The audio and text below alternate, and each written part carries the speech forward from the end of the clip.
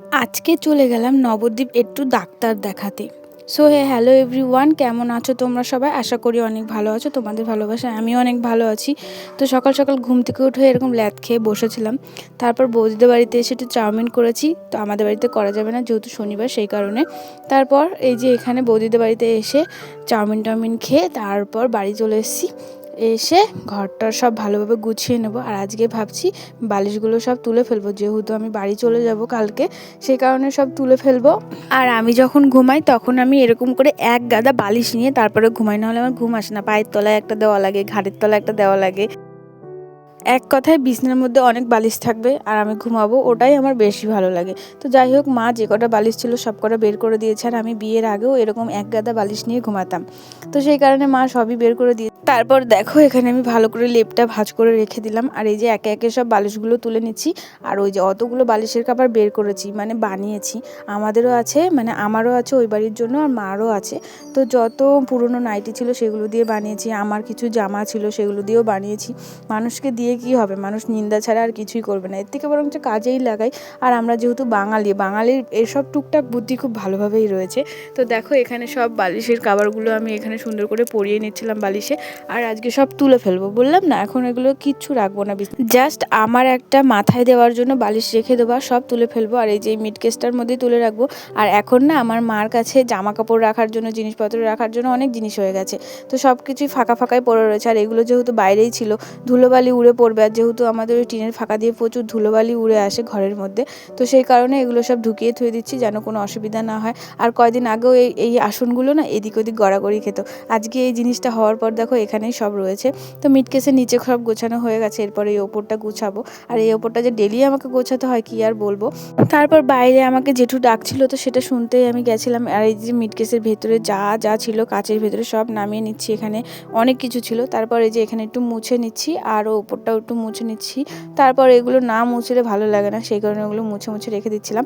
আর যত বালিশের কাভার ছিল সেগুলোও রেখে দিচ্ছিলাম। এখানে কিছু ছিল বেড কাভারের সাথে সেট, যেই বালিশের কাভারগুলো থাকে সেগুলোও কিছুটা ছিল। আর এখানে যা যা ছিল সব রেখে দিয়ে এই যে এখন আমি এগুলো ঢেকে দেবো ভালো করে। আর এই ওড়নাটা দেখতে বেশ ভালো লাগে, আর এখানটা ঢেকে দিলে ধুলোবালিও পড়বে না আর সুন্দরও লাগে দেখতে। আর এই যে এখানে ব্যাগের মধ্যে আমার যেই জিনিসগুলো আছে সেগুলো সব ঢুকিয়ে রেখে দিলাম, মানে আমি তো চলে যাব, সেই কারণে আমি এইদিকে ঘরও গোছাচ্ছি আর আমার ব্যাগও গোছাচ্ছি। এক কাজে দুই কাজ হয়ে যাচ্ছে। আমি যে কি মন খারাপ করে আজকে ব্যাগ ট্যাগ গোছাচ্ছি বলে বোঝাতে পারবো না। আমার আজকে বাড়ি যাওয়ার কথা ছিল, কিন্তু আমি কালকে যাচ্ছি। আর আমার শাশুড়িকে আমি বলেছি, মা আমার একটুও ভালো লাগছে না, খুব মন খারাপ করছে, বাড়ি যেতে ইচ্ছা করছে না, আমি কালকে যাব। বললো ঠিক আছে। আর এই যে দেখো এখানে আমার জামাকাপড় সব নিয়ে এসে এগুলো আমার জামাকাপড়গুলো গুটিয়ে থুয়ে দিচ্ছি। আর আমি ভাবছি আমার জামাকাপড় কিছুই পরে যাব না, মার একটা শাড়ি পরে চলে যাব। আর এই যে এখানে সব একে একে সব আমার জামাকাপড় রাখতে রাখতে আমি ভাবছি, মা আমার তো এখনও বালিশের কাভার রয়েছে ওগুলো অনেকগুলো, তো ওগুলো ধরবে কী করে। তারপরে সুন্দর করে সাইজ করে গুছিয়ে গুছিয়ে থুয়ে দেখো সব সুন্দরভাবে গুছিয়ে নিয়েছি, আর ধরেও গেছে ব্যাগটার মধ্যে। তো এই ব্যাগগুলো না খুব কাজের, অল্প জামাকাপড় কিন্তু একজনের জন্য পুরো পারফেক্ট, সব জামাকাপড় ধরে। আর এই যে এখানে কিছু নাইটি ছিল, এখানে নাইটিগুলোর মধ্যে শুধু এই সাদা নাইটিটাই আমি ধুয়ে যাব, আর একটা নাইটি নিয়ে যাব, আর এই দুটো নাইটি ধুয়ে যাব, এই বাড়িতে এসে পরবো। তো ওই বাড়ি থেকে আসার সময় না এরকম ওই মানে বয়ে বয়ে সব নিয়ে আসতে ইচ্ছা করে না, সেই কারণে তো মাকে বলেছি, মা এই নাইটি দুটো ধুয়ে যাবো আর ওগুলো আমি নিয়ে যাব, একটাই জাস্ট নিয়ে যাব। ও নাইটি নিয়েও আসিনি, মাই কিনে রেখে দিয়েছিল আমার জন্য। তারপরে এখানে আমি শাখাটা ভালো করে চেঞ্জ করে নিলাম, সুন্দর করে পরে নিলাম। একটুখানির জন্য হাতটা ফাঁকা হয়ে গেছিলো, দেখতে কি বিচ্ছিরি লাগছিলো। তারপর দেখো এই যে আমার হাত ভরে গেল, সব কিছু ভালোভাবে পরে নিয়েছি। আর এই যে একে একে সব কিছু গোছানো হয়ে গেছে কমপ্লিট। এই যে ব্যাগে চেনটা লাগিয়ে এখন আমি ব্যাগটা রেখে দেবো, আর কালকে হাত বাড়ালেই নিয়ে চলে যেতে পারবো, ব্যাগটার গোছাতে হবে না। আর আগের দিন ব্যাগ গুছিয়ে রাখলে কি কোনো কিছু থুয়ে যাওয়া যায় না, একে একে সব মনে পড়ে আর একে একে সব দেখা যায়। আর দিনের দিন ব্যাগ গোছালে কি অনেক কিছু থুয়ে চলে যাওয়া হয়, দরকারি জিনিসগুলোই। আর মায়ের বাড়িতে থুয়ে যেতেই বা কি। তারপর দেখো এই যে কাজ করতে করতে জল খাওয়ার অভ্যেস, জলটা খেয়ে নিলাম। আর এই যে আমার একে একে সব গোছানো হয়ে গেছে, তো এবার ঝেড়ে ঝুড়ে আমি সব থুয়ে দিচ্ছি। চলো তোমাদেরকে একটু ঘরটা দেখাই কেমনভাবে গোছানো হয়েছে। তো তোমরা অবশ্যই বলো আমার ঘরটা কেমন লাগছে আর গোছানো কেমন হয়েছে। আমার বাবার ছোট্ট একটা রাজপ্রাসাদ। তারপর দেখো ঘরটর গুছিয়ে আমি এই যে বেরিয়ে পড়েছি ডাক্তার দেখানোর জন্য। তো এই যে রোডের মধ্যে চলে এসেছে, আর এই যে সাইড কেটে এখন নবদ্বীপের ভেতরে চলে যাবো, আর এই দিক দিয়ে নবদ্বীপের ভেতরে যায়। আর এই যে মা আর আমি যাচ্ছি, আর শাড়ি পরে যাচ্ছি। আমার না এখন মাঝে সাঝে শাড়ি পরতে বেশ ভালোই লাগে। এই যে পৌঁছিয়ে গেছি গন্তব্যস্থলে। তারপর এই যে এখানে এসে 1 ঘন্টা মতন আমি বসেছিলাম। 1 ঘন্টা না, আমি 7:30টার সময় গেছি, বেশি বসেছিলাম। দেখিয়ে এসেছি 9টা কততে, 9:30টার দিকে। তো এই যে দেখো 9:30টাও না, 10টা। তো সবাই মিলে এখানে বসে রয়েছে, আরও একজনা এসেছে। তো বেশি ভিড় ছিল না, আস্তে আস্তে ভিড় বেড়েছিল। তো তারপর এখানে আমরা বসে ডাক্তার দেখিয়ে ওখান থেকে বেরিয়ে গেছি। তারপর মা ওষুধের দোকানে ওই যে ওষুধ নিচ্ছে, চলো তোমাদের ছোট্ট করে দেখাই। তো ওই যে মা ওষুধ নিচ্ছে, লাল রঙের ব্লাউজ পরা, ওইটা আমার মা। তো ওষুধ নিয়ে মা এই যে বেরিয়ে এসেছিলো, আর আমি এখানে বসেছিলাম টোটোতে। আমি আর যাইনি, আমার শরীরটা খুব টায়ার্ড লাগছিলো, সেই কারণে আমি আর যাইনি। অনেকক্ষণ থেকে বসেছিলাম তো সেই কারণে। তারপর এই যে দেখো এখানে মা চলে এসেছে, রোড পার হতে পারছিল না, তাই ওখানে দাঁড়িয়েছিল। আর এই যে টুক করে এখন রোডটা পার হয়ে যাবে, এখন আর কেউ নেই। আর এখানটায় না রোড পার হতে খুব প্রবলেম হয়, প্রচুর গাড়ি ঘোড়া অসুবিধা হয়। তাও অতটাও ভিড় না, বাইরের দেশে যেরকম ভিড় অতটাও ভিড় না। এই যে মা ওষুধ নিয়ে চলে এসেছে, তারপর বাড়ি চলে এসেছে। আর এনার কথাগুলো শোনো। কি হয়েছে?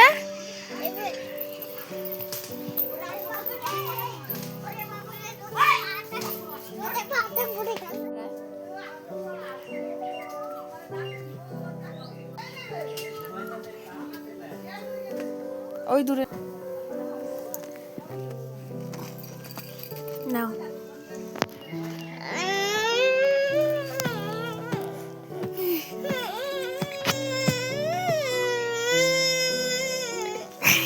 এটা তোর খাবার, মা তো আমাকে কিনে দিয়েছে, তুই এরকম করছিস কিসের জন্য? দেখ এবার তো কতটা দিচ্ছি, দেখ দেখ। তোর সাথে তুই আর কি মারছিস, তুই আর কি বুঝিস না? চোখ দিয়ে জল বেরোচ্ছে না, নাটক করছে। যেটুখানি দিয়েছে ওইখানে নিয়ে নেবো। এবার তো কতটা দিচ্ছি সেটা দেখ।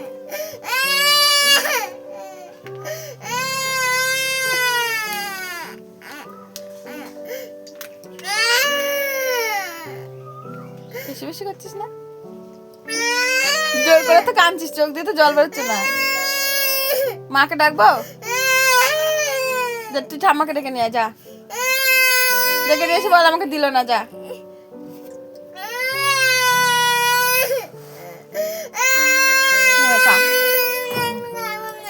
দিয়ে দিচ্ছিস না, খা।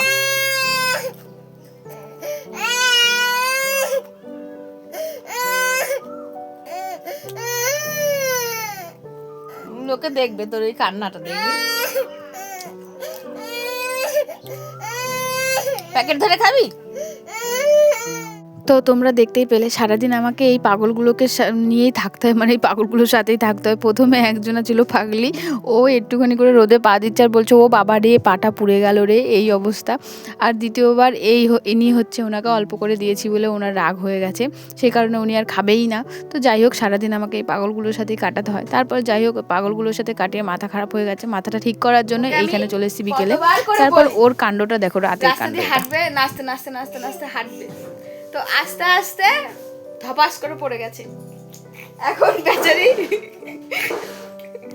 বেড রেস হয়ে গেছে, এখন অনেকটা পরিমাণে কেটে গেছে, তার জন্য বেড রেস হয়ে গেছে। তোমরা সবাই দেখো কতটা কেটে গেছে, এই যে এতটা কেটে গেছে, তার জন্য এখন বেড রেস হয়ে গেছে। আর ও এখন নড়ছে না, এরকম করেই শুয়ে রয়েছে 1 ঘন্টা ধরে। তো আমার ভিডিওটা কেমন লেগেছে অবশ্যই বলো, ভালো লাগলে অবশ্যই একটা লাইক, কমেন্ট, শেয়ার, সাবস্ক্রাইব করে দিও। আর আমি সারাদিন এইভাবেই কাটাই। তো আবার চলে আসবো কালকে একটা নতুন ভিডিও নিয়ে। সবাই ভালো থেকো, টাটা।